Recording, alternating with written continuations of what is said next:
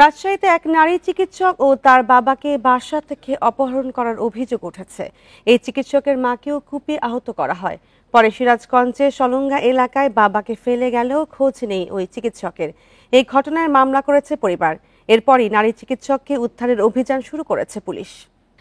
আর এ নিয়ে আরো জানাতে আমাদের সাথে যুক্ত হচ্ছেন সহকর্মী মুস্তাফিজুর রহমান। মুস্তাফিজ, বাবা মার যারা আহত হয়েছেন তাদের কি অবস্থা এবং পুলিশ এ পর্যন্ত কাউকে ধরতে পেরেছে কিনা?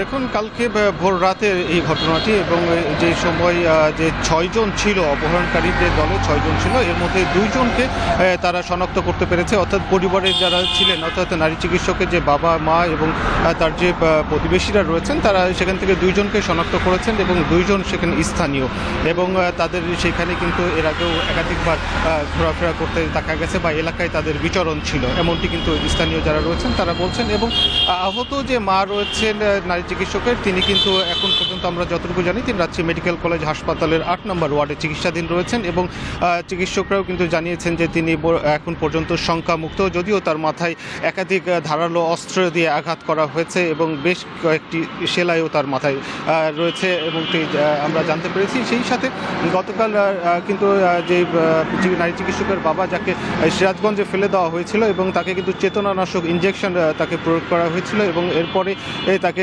সিরাজগঞ্জের মহাসড়কের পাশে তাকে ফেলে দেওয়া হয়। এরপরে তার যখন জ্ঞান ফিরে আসে, তিনি তখন স্থানীয় লোকজনের সহায়তায় তখন স্থানীয় যে লোকাল থানা রয়েছেন সেখানে যান এবং পুলিশি সহায়তায় তিনি রাজশাহীতে ফিরে এসে গতকাল রাত 12টার কিছু পরেই কিন্তু আমরা দেখেছি যে এখানে 2 জনের নাম উল্লেখ সহ 4 জনকে অজ্ঞাত আসামি করে একটি মামলা দায়ের করা হয়েছে এবং পুলিশের পক্ষ থেকে বলা হচ্ছে শুধু পুলিশ নয়, এখানে কিন্তু পুলিশের যে আরও ইউনিটগুলো রয়েছে তারাও কিন্তু কাজ করছে, সেই সাথে র্যাবের তৎপরতা আমরা যতটুকু জানতে পেরেছি র্যাবও কাজ করছে এবং তারা বলছিলেন যে যারা অপরাধীরা রয়েছেন এবং যে মাইক্রোবাসটি, অর্থাৎ কালো রঙের যে হাইস গাড়িটি তারা ব্যবহার করেছিল অপহরণকারীরা, সেই গাড়িটিও শনাক্তকরণে তারা চেষ্টা করছেন এবং তারা বলছিলেন যে তারা তাদের যে ট্র্যাকিং টিম রয়েছে, সেই সাথে গোয়েন্দা যে ইউনিট রয়েছে, তারা কিন্তু গতকাল রাত থেকেই তারা কিন্তু তাদের যে কার্যক্রম সেটি অব্যাহত রেখেছেন এবং তারা বলছিলেন যে অর্থাৎ আইনশৃঙ্খলা বাহিনীর যে ইউনিটগুলো কাজ করছেন, তারা বলছিলেন যে খুব দ্রুত সময়ে হয়তো তাদের যে অভিযান